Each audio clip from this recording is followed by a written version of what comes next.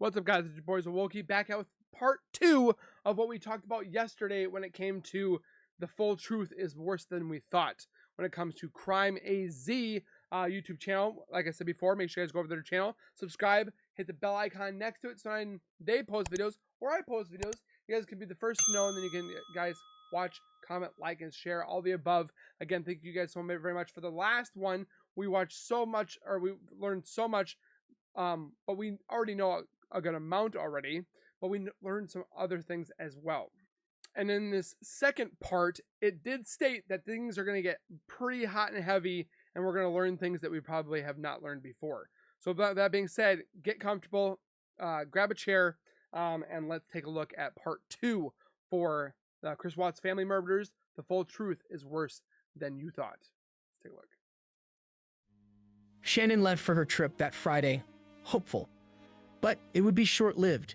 Just one day into her trip on Saturday night, she noticed a $60 credit card charge Chris just made at a restaurant. It was the first and only slip-up Chris had made exposing his affair to Shannon. I think he did it on purpose, though. Prior to that point, he was able to use gift cards to pay for all their meals. But he'd run out of them on this final dinner date and needed to use their joint credit card. Watts met Nicole Kessinger, also called Nikki, through work at Anadarko. Kessinger worked there as a contractor. The two began communicating via work email, and Watts immediately tried taking their relationship to a romantic level, again via email. I think this was but Nikki originally rebuffed his flirtations, claiming it was out of respect for herself and directly referring to his wife and kids. But Watts... This is like planting the seed of what they probably were spending time with each other before. And this is just showing this is like a little dangle in front of us, showing that this is when they wanted us to think it started. That's just my partake on it, is what I think. But again, I digress. Doesn't seem to take the hint. He doesn't back off at all. And eventually, the two begin seriously dating. They wrote, "I'm so hooked on you," I'm addicted to you, and penned extensive love notes and letters. My sweet empanada. Based on the evidence, they were obsessed with each other. I'm having a wonderful time. You mean a lot to me, and I'm glad that you're having a blast. And this is when NK said she was casually dating him. Not too serious. Okay. I am so out of breath. So, while Shannon was sending Chris marital self-help and counseling books, Chris was searching the internet for secluded vacation spots and when to say, "I love you" for the first time in a new relationship. Shouldn't be saying that. And while Chris was terrible at hiding his changing feelings for Shannon, he was a master at hiding his affair. To cloak his unfaithful activity, Watts had his secret calculator application on his cell phone that to anyone who saw it appeared to be a normal calculator. But when he would enter if you have to hide things from your spouse, you're already cheating. Secret code into it, it opened access to a concealed storage device where he stored his messages with Kessinger, along with provocative photos and videos of her, some that he himself had taken. Chris acknowledged that he was used to dating women who were more in control and dominating in their relationships, but it wasn't like that with Mickey. She would always ask him what he wanted. It was different, Manipulated and he how liked it. She did it, though. He was living a double life. The moment Shannon and the girls were off to North Carolina, he felt an instant sense of freedom. He spent every possible moment he could with Kessinger, staying at her house most nights his family was away in North Carolina. They even went out in public together on multiple occasions, including going on a short vacation to the sand dunes for the 4th of July. Which they did some weird stuff. After that trip, Watts stayed the night at Kessinger's house and slept in the next morning. He awoke to find several missed calls from Shannon. He stepped outside to call her. She was furious. He decided to go home for the rest of the day, which made Kessinger angry. So after he went home, Kessinger showed up at his home claiming she wanted to help him create a protein diet plan. It was the first time she'd been to their home and she didn't get to go too far into it. But she would 10 days later when the couple stopped there briefly after going to the museum. On that visit, the family dog, Dieter, led her upstairs where she got a thorough view of the life that Chris and his family enjoyed. Family pictures and all. Chris had to console her afterward, resulting in both tension, then reconciliation. They returned to her house where they became intimate, but it wasn't the same. In fact, according to Watts, from that point on, their intimate encounters decreased from 3 to 4 times per day to 1 or 2. But that was enough to sustain the obsession Watts had with Kessinger, and vice versa. But now it was August, and with Shannon scheduled to return from her Arizona business trip the next day, Chris arranged to steal away with Kessinger to a restaurant called the Lazy Dog, telling the sitter and others that he was at a Rockies game with coworkers. Where he should have It was at the Lazy Dog that Watts realized he was out of gift cards, and he didn't have enough nerve to ask Kessinger to pay. So, for the first time, he used his and Shannon's... Couldn't he have gone to like an ATM machine and pulled that? I'm not saying that he should have done that, but I'm just saying that's what you could have done, you bonehead. ...joint credit card to pay for their meal. Kessinger noticed him using a credit card and figured that he just didn't care anymore. But Watts would later claim that he just ran out of payment options. Back in Arizona, Shannon was still bothered by the charge. $60 seemed too high for one person's meal. She took to the internet and searched Lazy Dog menu. Oh, it confirmed the cost levels she assumed. Then, an hour after the charge alert came through, Chris was still not home, even though the restaurant was only 15 minutes away. So by this point, in addition to her being clear that Chris had fallen out of love... Shannon wasn't an idiot. She knew exactly what was going on. She tried so hard to save her marriage, and then she knew. With her, she was also now certain that he was cheating on her. She shared her concern with friends before flying back home to Colorado that Sunday night. She didn't deserve it at all. The day before the disappearance, Chris was wrapping up the weekend's events with the girls by taking them to a birthday party. He has them home and tucked in for bed by 7:45 p.m. that evening. Prior to their bedtime, Chris texts a coworker telling him that he can go out to the worksite Survey 319 in the morning, and that there's no need for his coworker to go, ensuring he would be the only one there. The coworker replies saying that he had also planned to go to the site. Watts replied, "I can go out there though, no sense in both of us going out there, LOL." It was planned. He spends 111 minutes on a call that night with Kessinger, having phone sex, according to Watts.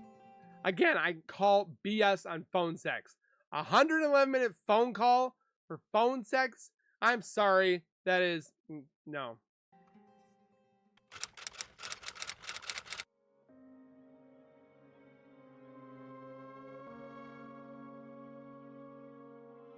Despite Chris's original claim that the murders were due to a spur-of-the-moment fit of rage, in reality, to his own acknowledgement, he had been planning to kill his family for weeks.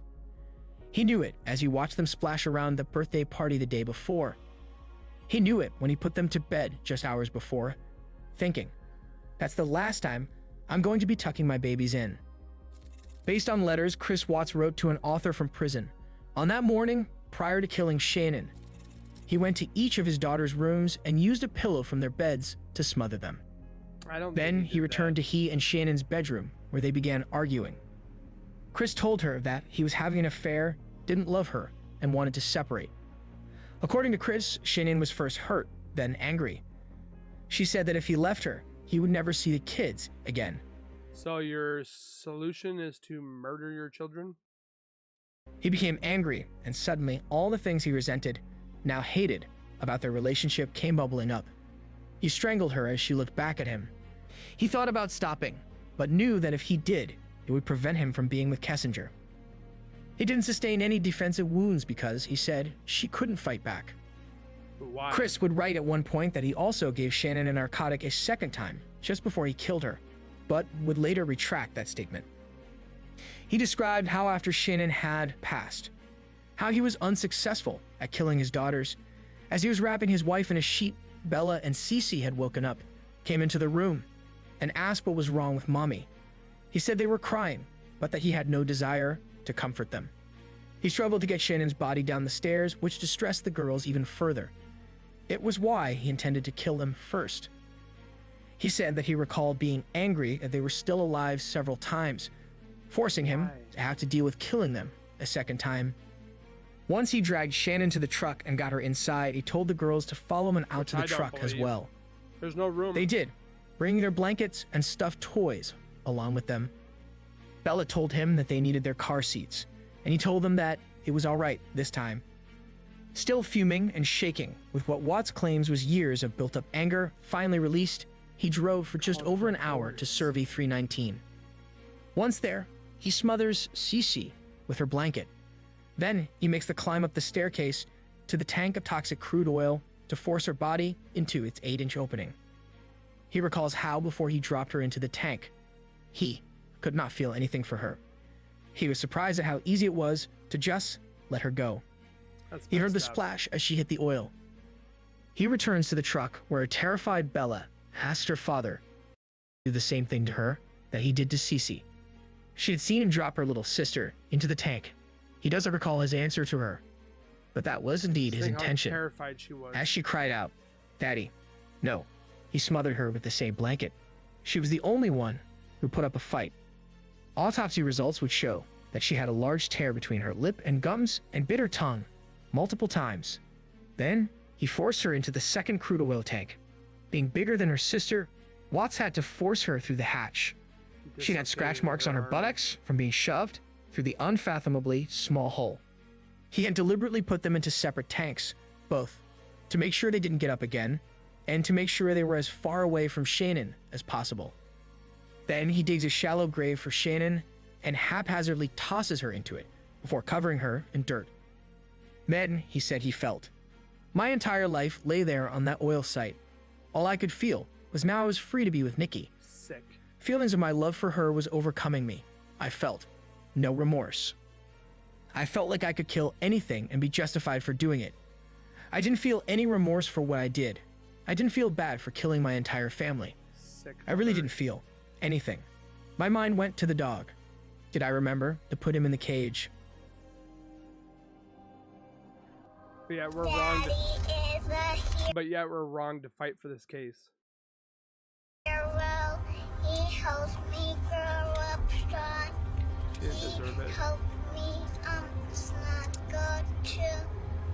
He reads me books, he ties my shoes.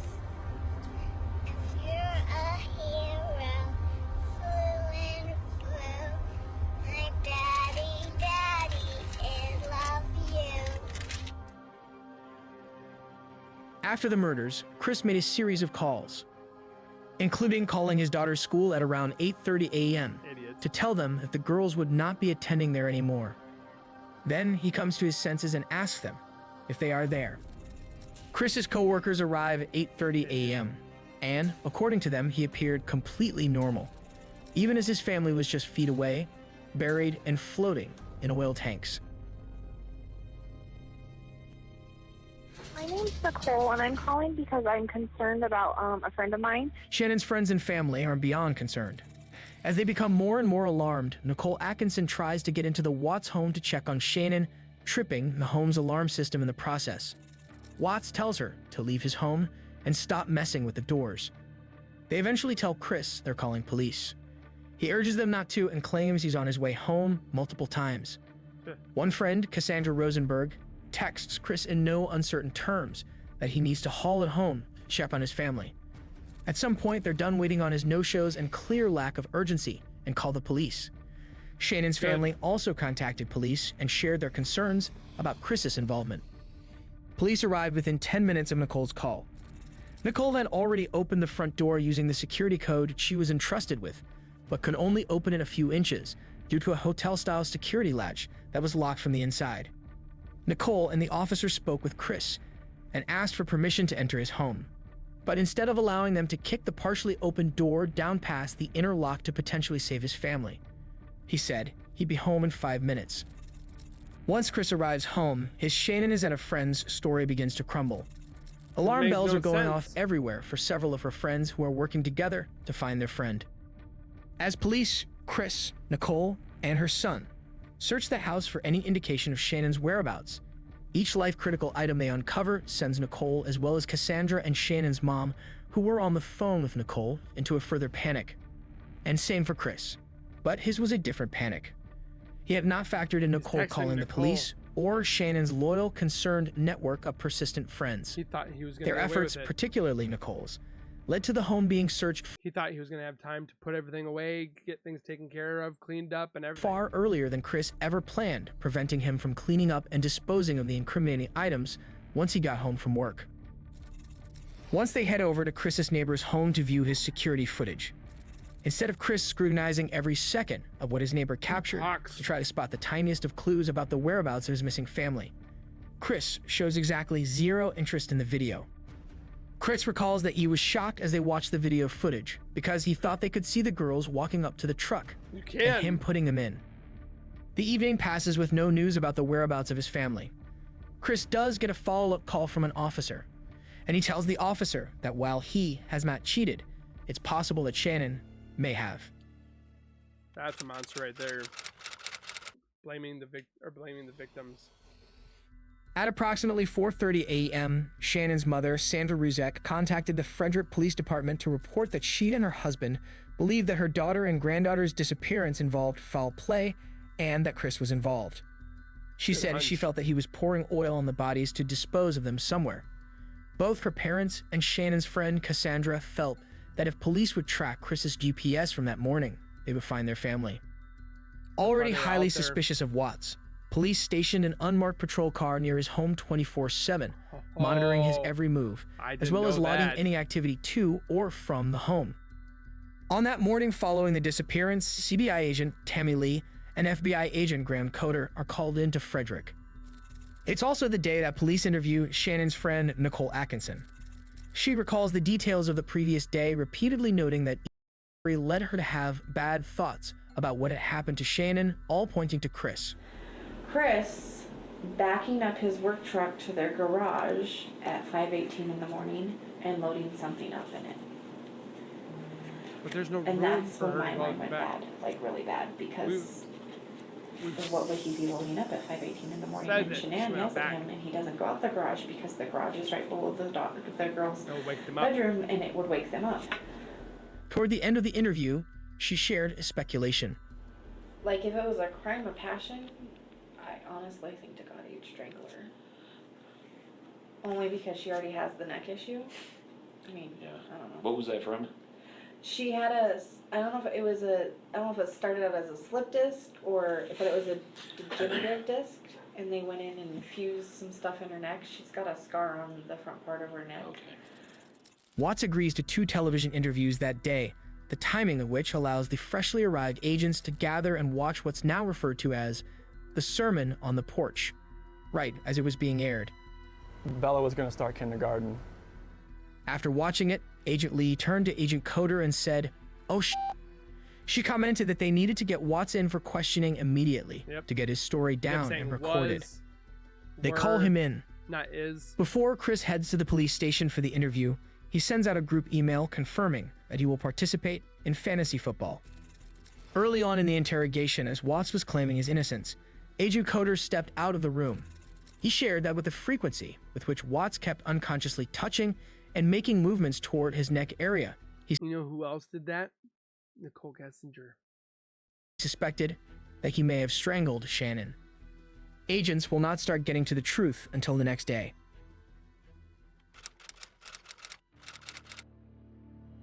Many of the tactics Agent Lee deployed before and during Watts' polygraph test were to get into his head.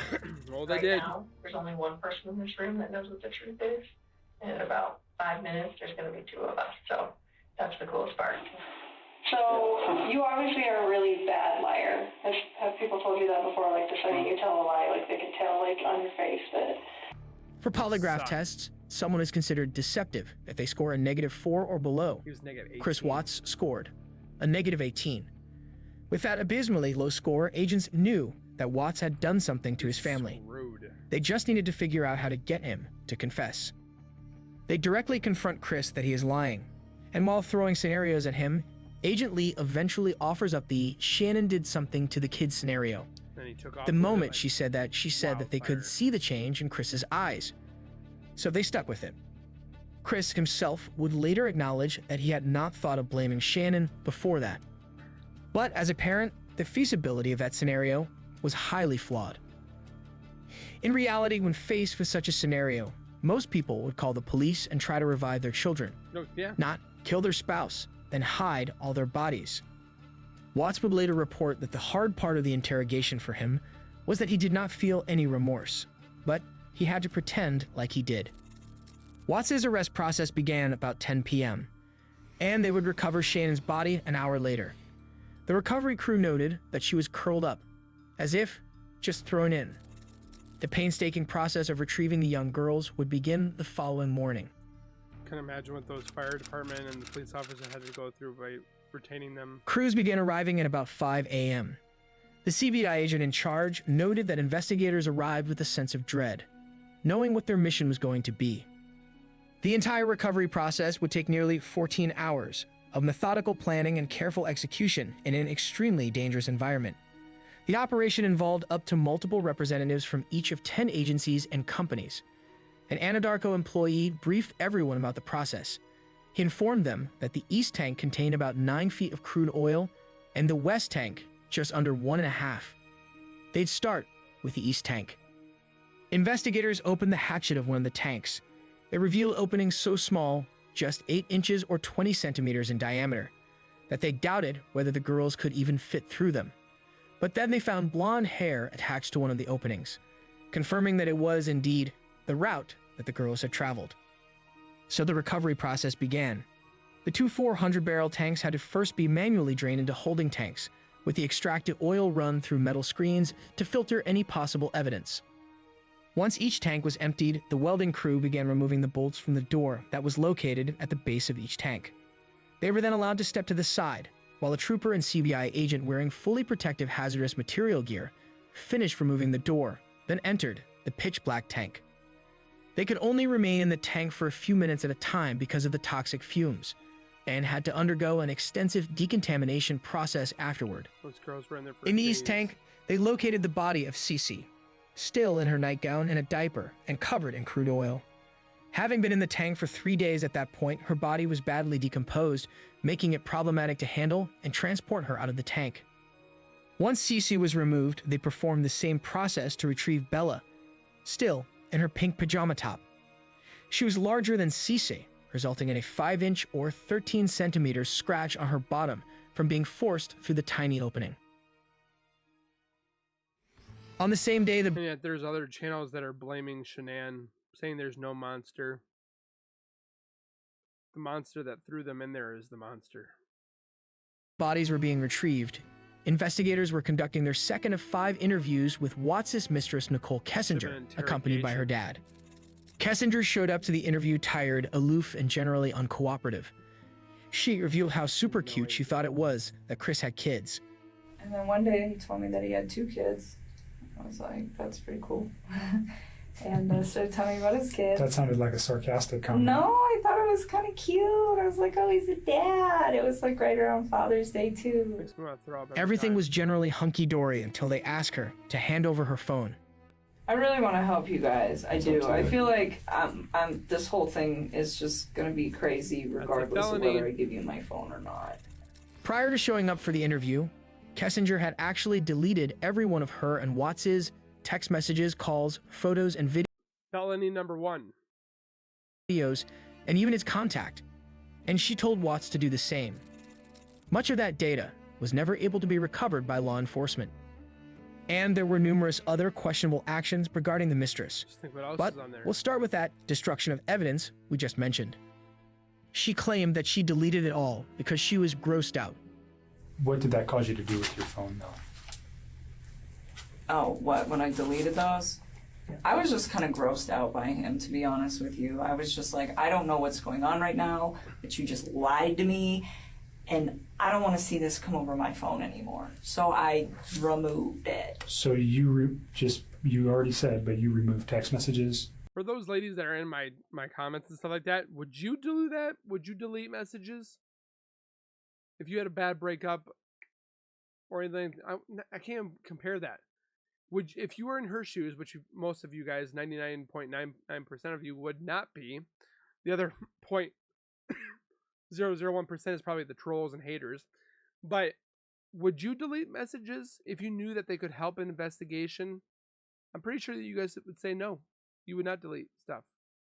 I deleted all of his stuff because he lied to me. I mean, that's what it was. It was the hurt that made me delete it, and then it was the lie that made me start questioning everything else he'd been telling me for the last few days. And that's when you decided to come forward? Yes. Okay. No.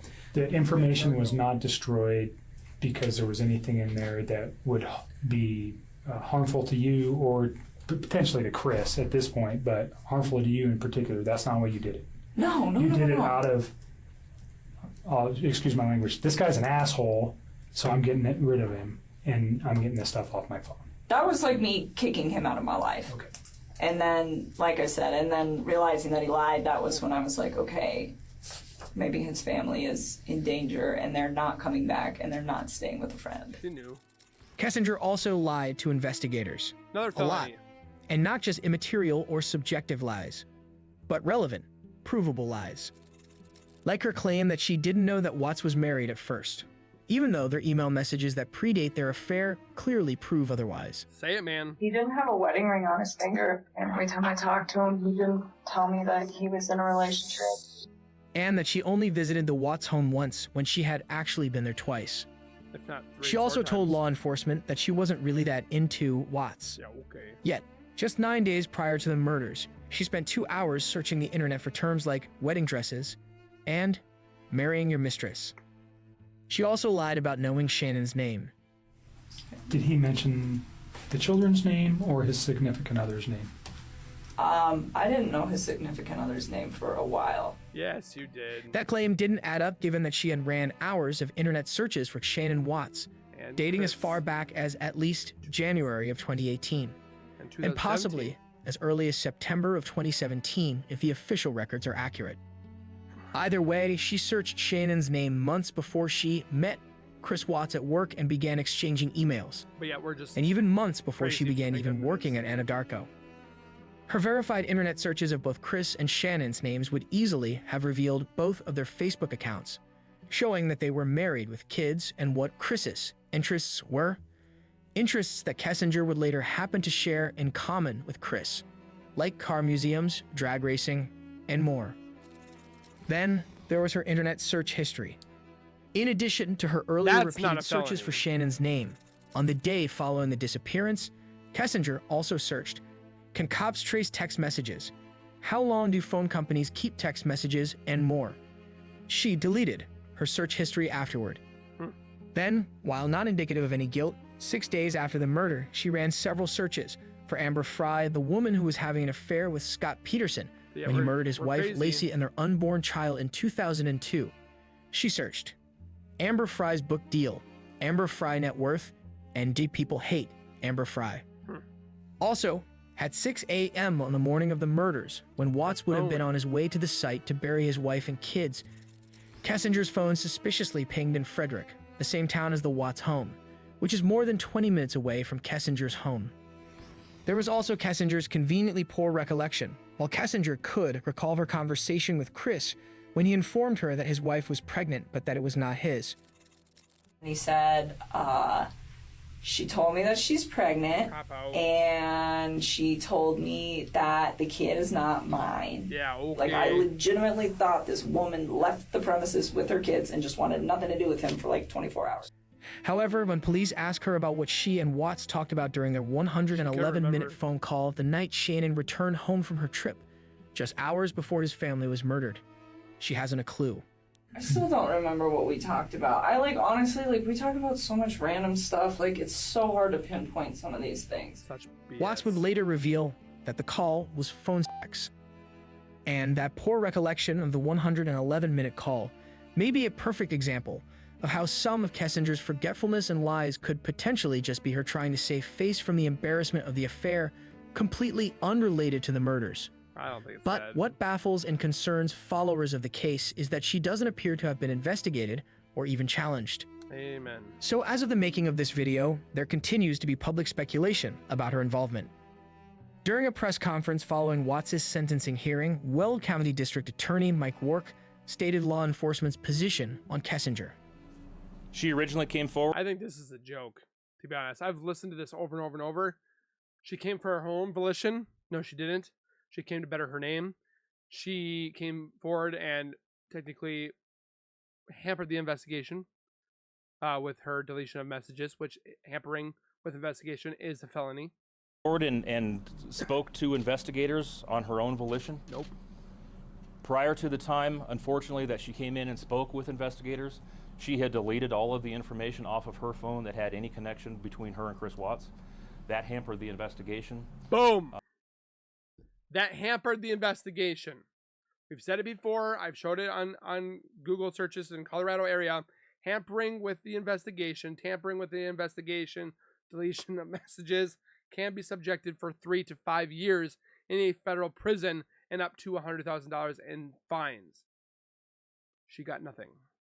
That hampered our ability to get that electronic digital connection between the two. She was interviewed on multiple occasions. I believe that for the most part she was forthcoming in the court. I believe for the most part,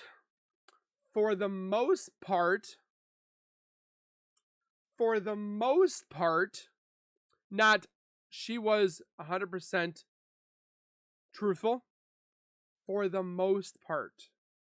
Course of those investigations. We don't have any reason to believe that she had any prior knowledge or involvement in the death of Shanann, Bella, Celeste, and Nico. I think that's the best way I can answer that. Speaking of people not being of concern to law enforcement, there were also other claims of Chris being unfaithful. These ones are crazy. With the intense media coverage the case received, people came out of the woodworks, including both a woman who claimed to have had an affair with Watts, as well as a man who claimed to be Watts's former lover. But police don't buy it. Some of the stuff you're talking about is pretty hard to believe. And we're getting to the point where we're wondering if you're wasting our time. Yeah.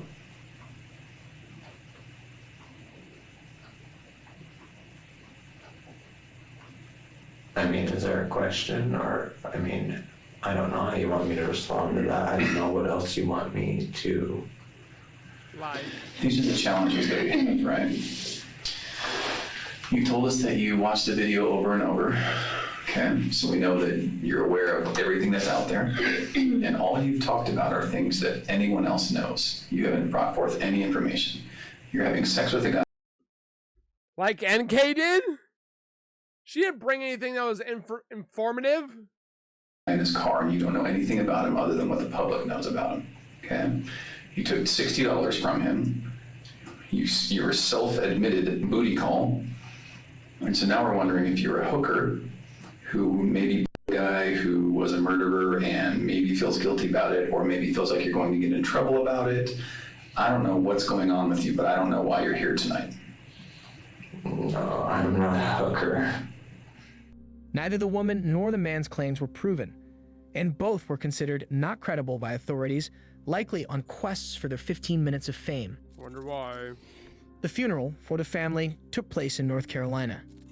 But with Bella and Cece's bodies having been immersed in crude oil so long they were highly flammable, that meant they couldn't be cremated. They were sealed. And they also had to be sealed in a special wrap during transport so that gases wouldn't leak out. Their resulting larger than normal sealed coffins prevented their beloved family from being able to see them and say their final goodbyes. The tension that brewed between Chris's parents and Shanann since the beginning of their relationship was not eased by her murder. The statements Ronnie Watts made about Shanann being unstable during his interview with law enforcement were echoed again when he and his wife took to the airwaves. They began by defending their son. Yeah, there's people that defend the Watts family because, yes, unfortunately they have note that they won't be able to get their son back like they would want to, but they went onto public domain, news broadcastings and interviews, and literally bashed Shanann. Why? Does it make you feel better to bash a woman that is deceased because of your son, but then they come after me because I'm just bringing it about for everybody to see as well? And that's when people really go after you. Because they don't believe a word you say. They don't agree with you. And then that's when they attack you. It's ridiculous. And I just want him to fight. I want this plea. I want him to not take this plea deal.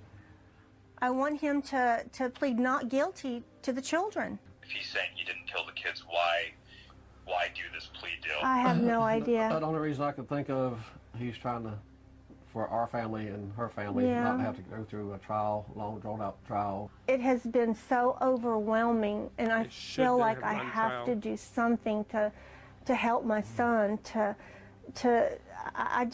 I need to do something. If he's not going to fight, I want to fight for him. He's not a sociopath. He's not a psychopath. But they took the opportunity to also disparage Shannon. I don't think he just had the right person at his side. I don't. That relationship was toxic from the very beginning. What happened to that kid from Pine Forest High School? He met Shanann. That's what happened to him, because that boy, he knew what he wanted to do. He went to NASCAR Technical Institute. It has been a nightmare, a complete nightmare. Are you guys worried about some of the backlash about maybe coming out and speaking on behalf of Chris and what it might do to your guys' relationship, and speaking out like this about a woman who can't defend herself right now? Well, Shanann, I mean, you have to get to know her to be around her. Put it that way. So messed up. Shannon's family, the ones who actually had a right to be angry and to lash out, responded to her killer's parents in the most admirable, dignified manner imaginable.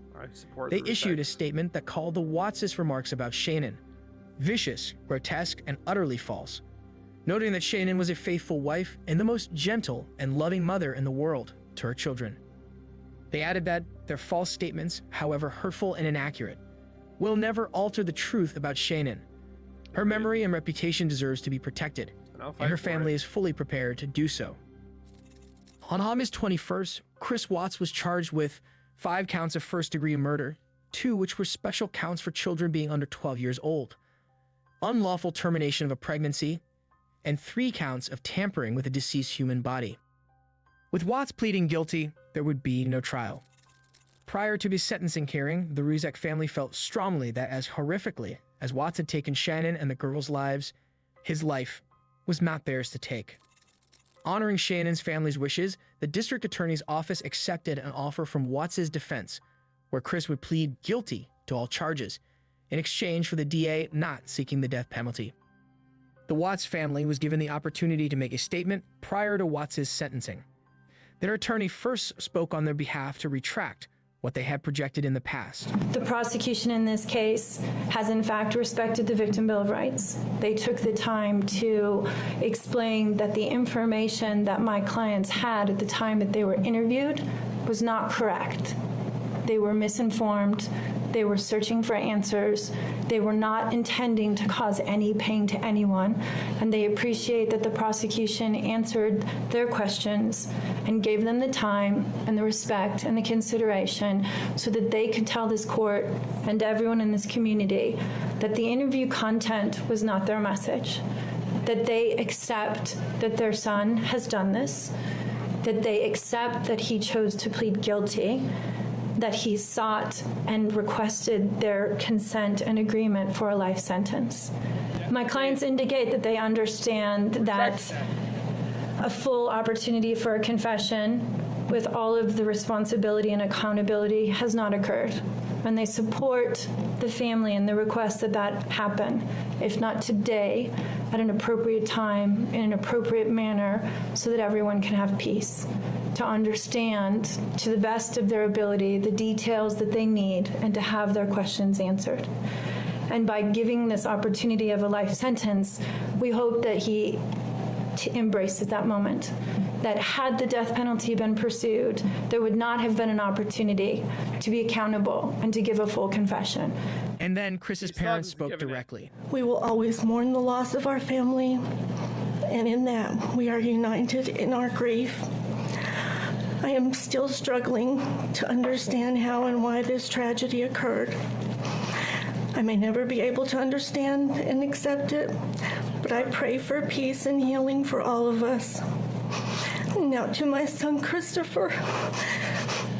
I have known you since the day you were born into this world. I have watched you grow from a quiet and sweet, curious child who Bella reminded me so much of, to a young man who worked hard in sports and later mechanics to achieve your goals. You are a good friend, brother, father, and son. We have loved you from the beginning, and we still love you now. As this might be hard for some to understand how I can sit here under these circumstances and tell you, although we are heartbroken, although we can't imagine what could have led us to this day, but we love you. Maybe you can't believe it either. As the Lord said in Jeremiah 3:31, I have loved you with an everlasting love. Therefore, I have continued my faithfulness to you. And you, as your mother, Chris, I have always loved you, and I still do. I hate what has happened. Your father and sister and I are struggling to understand why. But we will remain faithful as your family, just as God remains faithful because of his unconditional love for us all. We love you, and we forgive you, son. And of course, the Ruzek family shared their statements as well. Who dare you take the lives of my daughters Shannon, Bella, Celeste, and Nico? I trusted you to take care of them, not kill them. And they also trusted you. You monster. Thought you would get away with this. I don't know how. The cameras do not lie. You carry them out like trash of the house. Yes. I seen the videotape.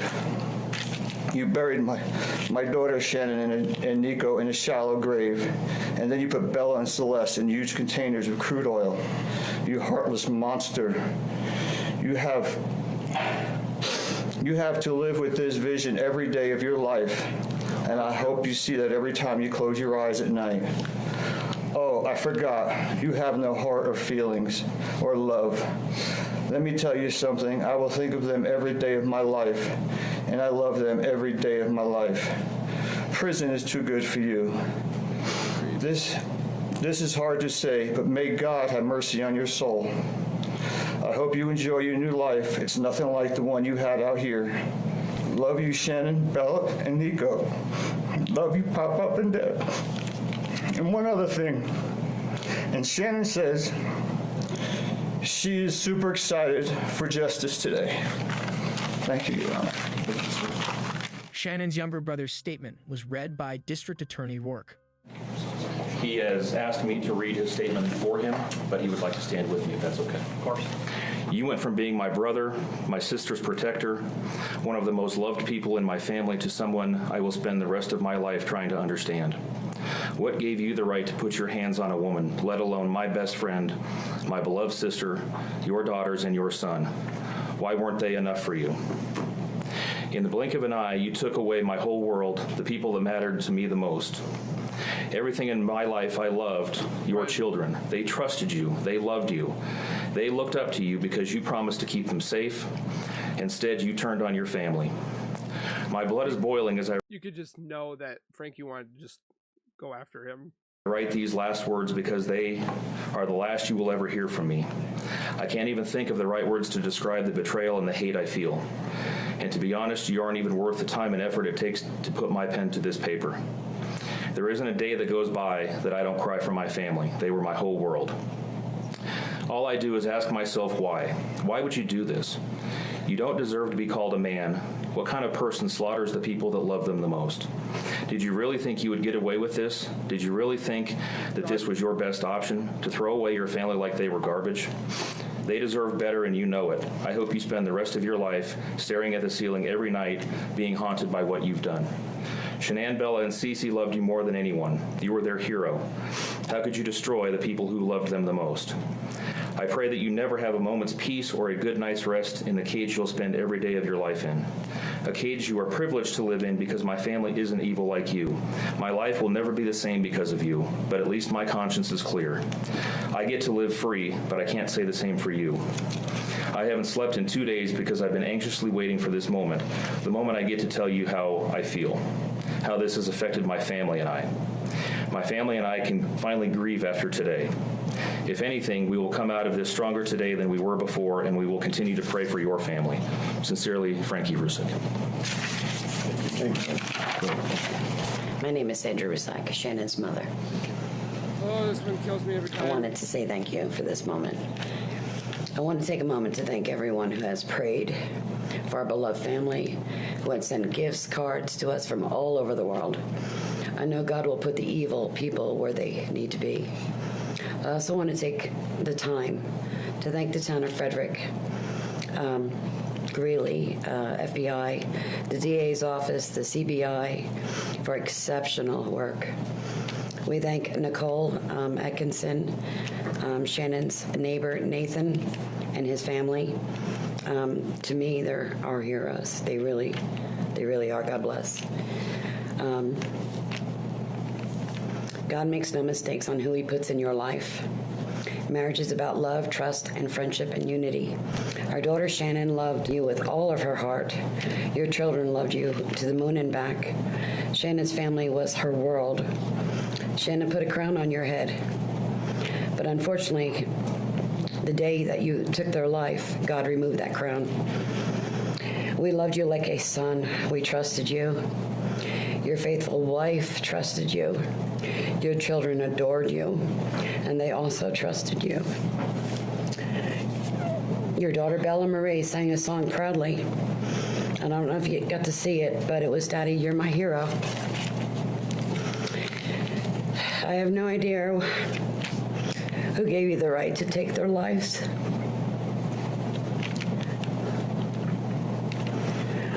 But I know God and his mighty angels were there at that moment to bring them home to paradise. God gives us free will. So not only did you take the family of four, your family of four, you took your own life. I want the world to know that our daughter and her children were so loved by us. There will always be protected by God and his mighty angels. I didn't want death for you because that's not my right. Your life is between you and God now, and I pray that he has mercy for you. From Shannon's mother, Bella Marie, Celeste Catherine, and Nico Lee's, Nana. Thank you, Your Honor.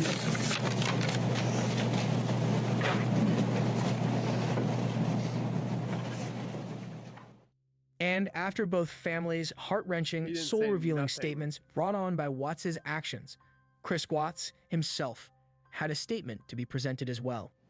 Good morning, Your Honor.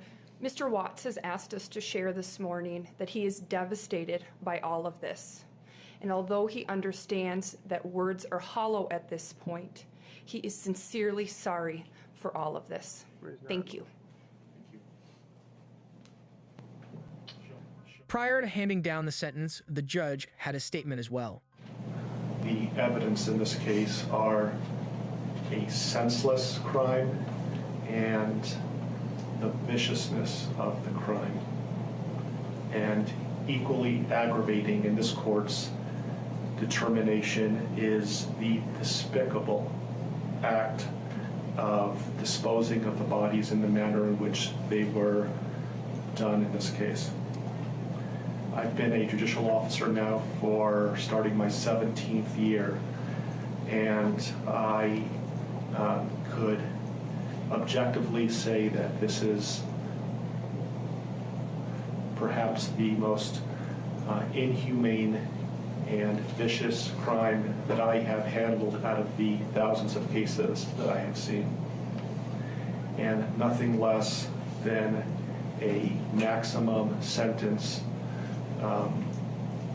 would be appropriate, and anything less than the maximum sentence would depreciate the seriousness of this offense. So the court is going to sentence Mr. Watts as follows. Would be sentenced to 5 consecutive life sentences without the possibility of parole, 2 concurrent life sentences, plus 84 years. He's never getting out.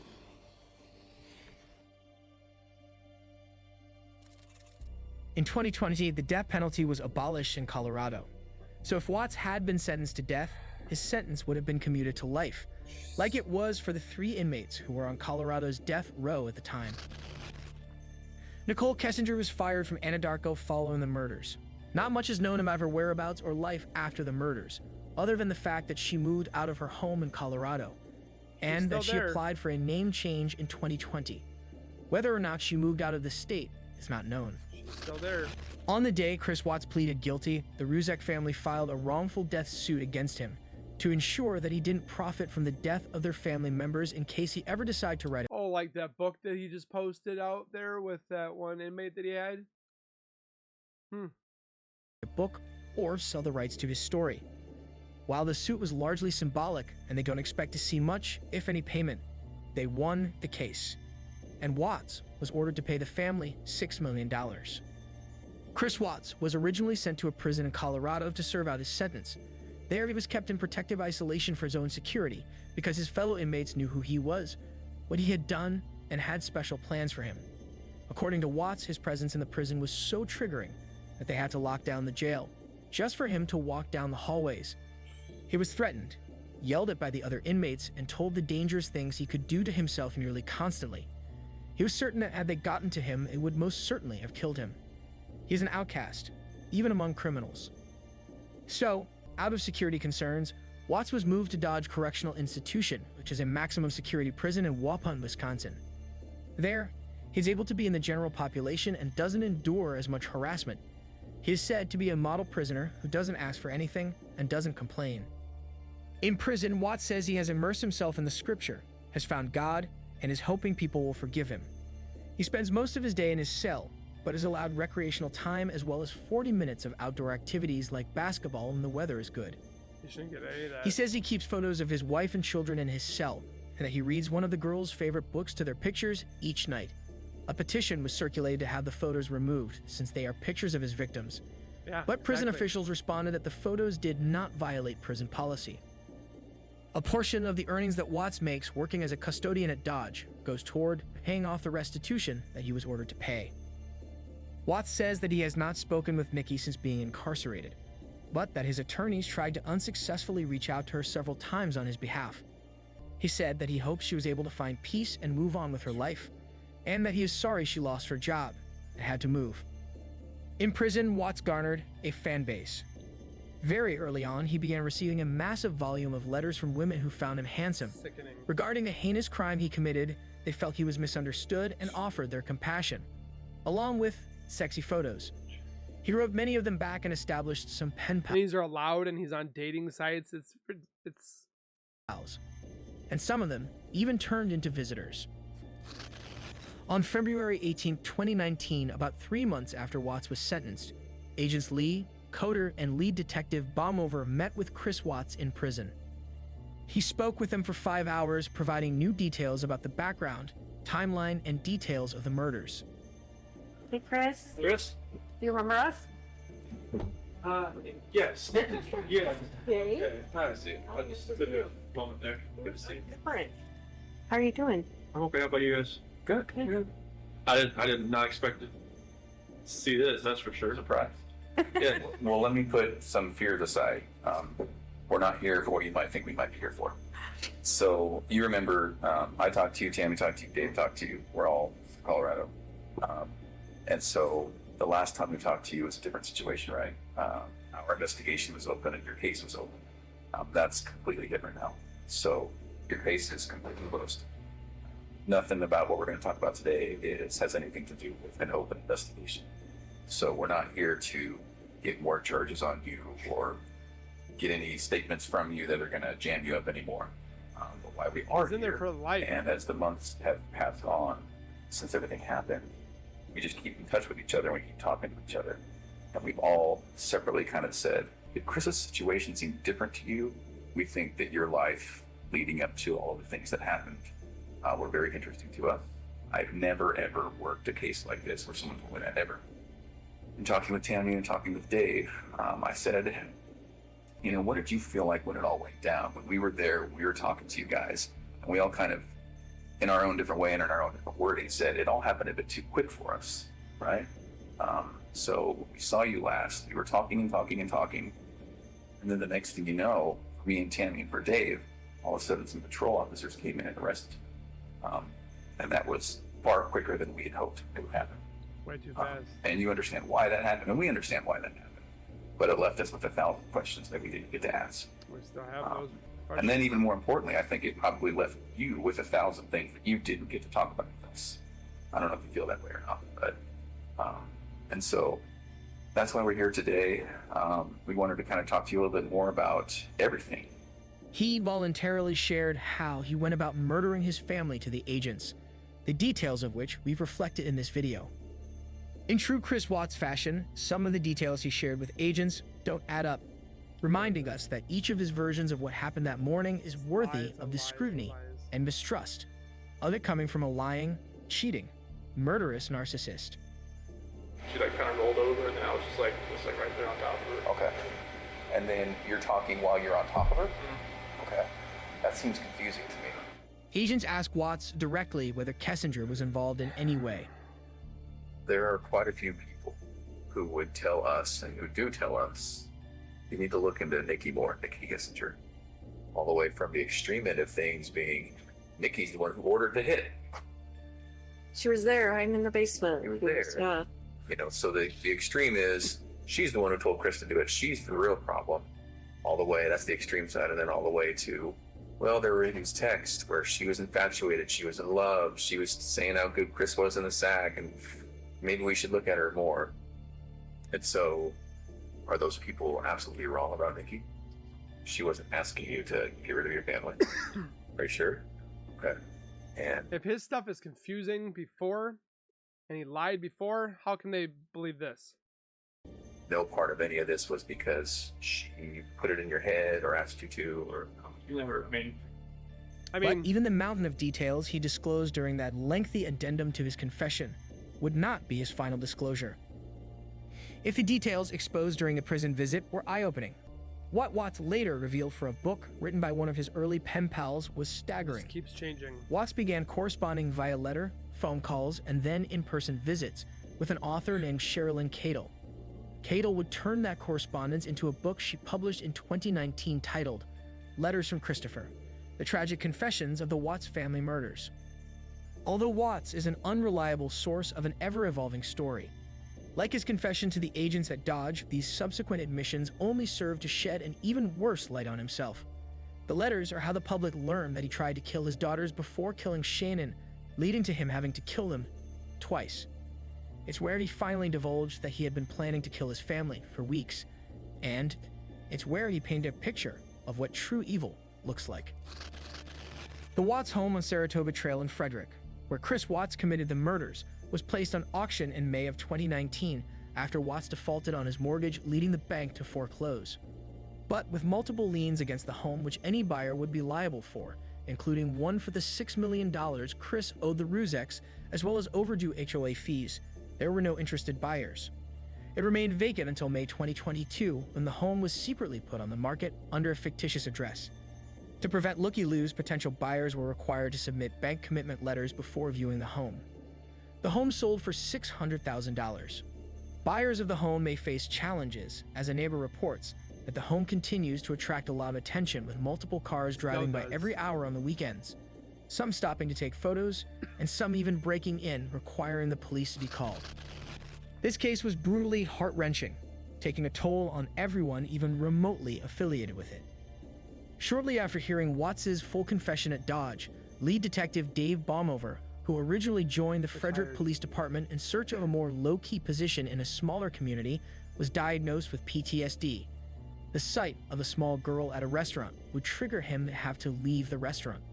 He tried to go back to work, but his flashbacks got worse. He stopped sleeping, began to have memory gaps, and had trouble controlling his emotions. His wife, Lori, says that it's hard to leave the house, stating, "Where do you go where you don't see little girls?" She said that it's dangerous to watch television or to go online. If they go out, she directs her husband where he shouldn't look, so he can avoid seeing kids that might trigger him. "Don't look down that aisle, there's a family," she'll say. "Don't look right, look up." She said, "I feel like if I don't catch a little girl, like if I miss one, that I failed him." Detective Baumover said, "It's easier to just not go anywhere." After a career of difficult cases, culminating with the Watts case, he underwent counseling and time off, but ultimately, he decided it was time to resign. 2 days after witnessing the recovery of the bodies, Agent Tammy Lee broke down sobbing in a hair salon while her mother and sister helplessly looked on. She sought counseling but admits that the memory of seeing Bella removed from the tanks still haunts her. She said that she can't get that image out of my head. It was that vision of the girls being recovered from the oil tanks that became etched in several of the recovery workers' memories forever. Many wisely underwent therapy afterward. And of course, the families. Both the Ruzek and Watts families suffered tremendous losses brought on by Watts's senseless killings. Aside from the sheer grief of losing their beloved family members, the Ruzek family in particular have had to face slander, harassment, threats on their lives, social media accounts created impersonating the family, and Shannon's and the Ruzek family's character dragged through the mud. The harassment became so extreme, the family was forced to hire an attorney, and they have fought to have cyberbullying laws changed. We hope this video did justice to Shannon, Bella, Celeste, and Nico. We hope it also paid proper respect to the mourning Ruzek family who had every right to be front and center, Amen. to complain, to blame, and they could not. They only surfaced to speak truth and protect their daughter and granddaughter's honor in a sincere and dignified manner, just as Shannon appeared to carry it herself. They are the definition of dignity. We also hope this video paid proper respect to Shannon's group of true friends who wouldn't rest until their friend and her babies were found. One of the controversies swirling around this case is that it's not fair to paint Shannon as being flawless, with people claiming things like she posted too much, or embellished, or was controlling, or worse, Get over it. and that all the blame was unfairly placed on Watts. Well, she was not flawless. None of us are. We're not. But none of us deserve to be murdered. The notoriety this case has brought Chris Watts himself is unsettling.